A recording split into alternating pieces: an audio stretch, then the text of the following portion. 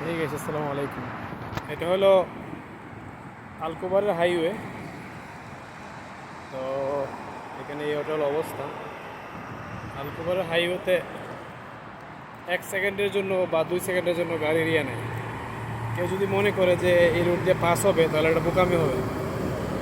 বিশেষ করে এখানে ফ্লাইওভার দিচ্ছে, এটা বাংলাদেশ নয় যে মানুষ রাস্তা দিয়ে দৌড় মারবে বা কিছু করবে। এখানে প্রতিনিয়ত যারা রাস্তা পার হতে চায় 70% লোকের, 70 না, 100% একদম 100% বলা চলে, এই উপর দিয়ে পের হতে হবে, নাহলে যেই গাড়ি যাচ্ছে মানে মেরে দিলে কোনো ইয়ে নাই, মানে কোনো রিস্ক নাই বা কোনো জরিমানা নাই।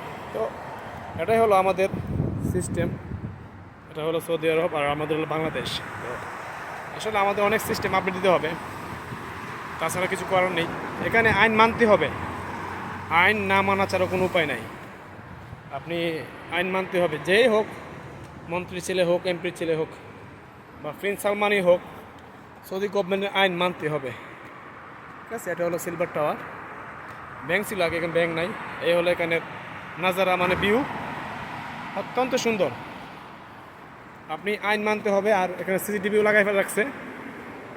আপনি যাই করেন না কেন, সৌদি গভর্নমেন্টের আইন এমন রুলস ফলো করতে হবে, মানতে হবে। আপনি মানেন না মানেন, এই আইনকে আপনি মানতেই হবে। তো এ হলো বাংলাদেশ আর সৌদির মধ্যে পার্থক্য। দেখেন কি একটা অবস্থা। তো সবাই ভালো থাকেন, আসসালামু আলাইকুম।